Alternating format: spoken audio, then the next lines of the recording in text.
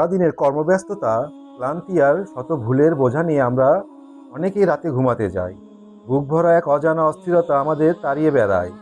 কিন্তু আপনি জানেন কি, এমন একটি উপায় আছে যা আপনার মনের সমস্ত ময়লা ও দুঃখ কষ্টকে নদীর স্রোতের মতো ভাসিয়ে নিয়ে যেতে পারে। আরিফ নামের এক তরুণ ছিল। পড়াশোনা আর চাকরির চাপে সে দিন দিন মানসিকভাবে ভেঙে পড়ছিল। আর মনে হতো সে অনেক ভুল করে ফেলেছে। তার জীবনটা যেন পাপে ও ব্যর্থতায় ভরে গেছে। একদিন বিকেলে আরিফ গ্রামের এক বয়োবৃদ্ধ জ্ঞানী মুরব্বির কাছে গিয়ে বসলো। আরিফ বলল, চাচা, আমার মনটা সবসময় ভার হয়ে থাকে। মনে হয় কত পাপ আর ময়লা জমে আছে আমার অন্তরে। আমি কিভাবে নিজেকে হালকা করব? মুরব্বি মৃদু হেসে তাকে বাড়ির সামনে স্বচ্ছ নদীর দিকে দেখিয়ে বললেন, আরিফ, ধরো একজন মানুষ সারাদিন ধুলোবালি ও ময়লার মধ্যে কাজ করে। সে যদি এই নদীতে এসে 5 বার ভালো করে গোসল করে, তবে কি তার শরীরে কোনো ময়লা বা দুর্গন্ধ থাকবে? আরিফ সাথে সাথে বলল, না চাচা, 5 বার গোসল করলে তো শরীর একদম পরিষ্কার হয়ে সতেজ হয়ে যাবে।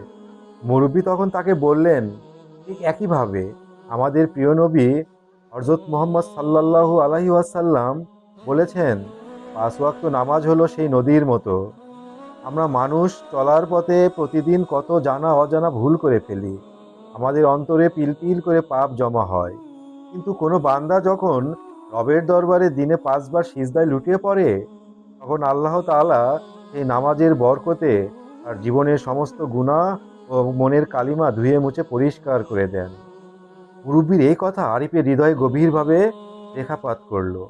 সে বুঝতে পারল, নামাজ শুধু একটি ফরজ ইবাদত নয়, বরং এটি রবের দেওয়া এমন এক পরম নিয়ামত যা আমাদের আত্মাকে পবিত্র করে এবং মনকে প্রশান্তি দেয়।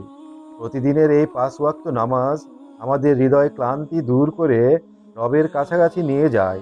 শরীর পরিষ্কার করতে যেমন পানির প্রয়োজন, তেমনি মন ও রুহকে খাঁটি রাখতে নামাজের কোনো বিকল্প নেই।